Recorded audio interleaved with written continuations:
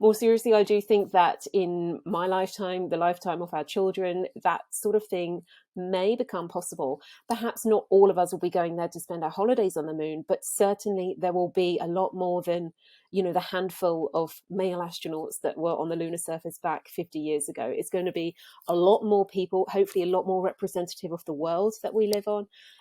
They will be visiting this lunar surface on our behalf. That's very much how I see it. It will open it up to a lot more people than it has been already.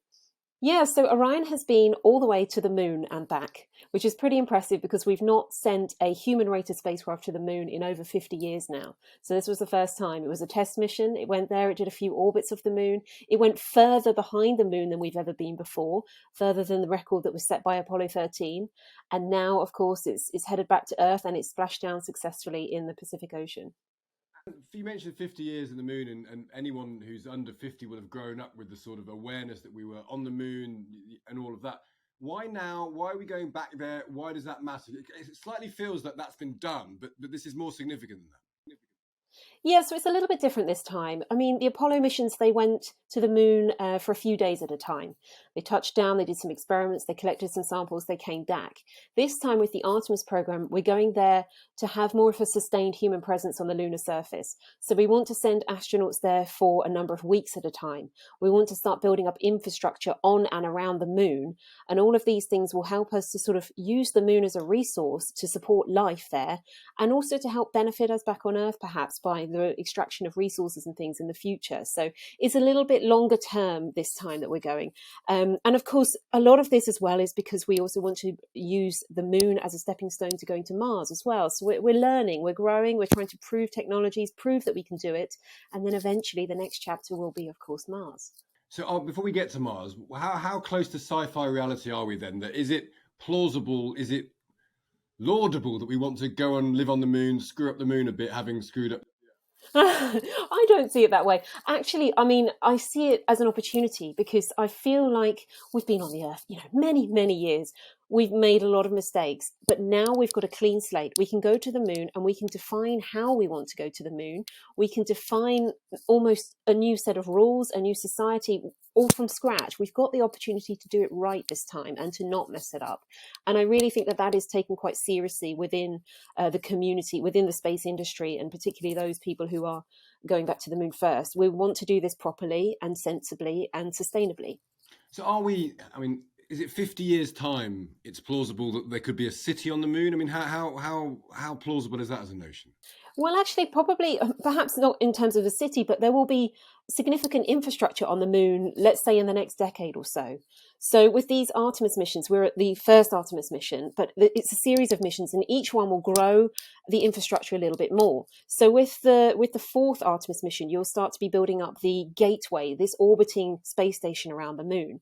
And then astronauts will start to go to the lunar surface from there as a sort of stepping stone. And then, of course, build up habitats on the moon surface, build up machinery to extract potentially things that be used to make propellant or to make breathable air for the astronauts. So we'll start to get maybe a little miniature city within 10, 20 years. It's a lot sooner than, let's say, 50 years' time.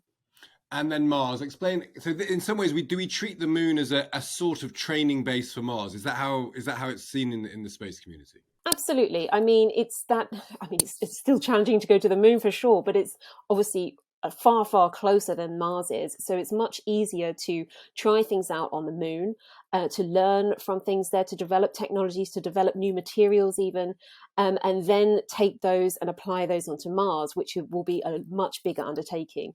And of course, the space industry is all about proving capabilities before stretching boundaries and going on to the next step. So yeah, in that sense, the moon really is a bit of a stepping stone onto a journey to Mars. And how much of a space geek have you always been, Sian? Is this like the most exciting thing for you? Is this a job? Is this your dream job? Tell us about how much you like being associated with this. Oh, see, I've been obsessed with space since I was about 4 or 5 years old. I decided I wanted to be an astronaut from a very young age. And actually that was quite a useful ambition to have because it sort of helped me to make all the right choices. And then I ended up, I did physics and astrophysics at university. And then after that, I thought, right, how do I get into the space industry? And I ended up working at Airbus on their graduate scheme in the UK. They've got this great graduate scheme and it allows you to move around, try different things.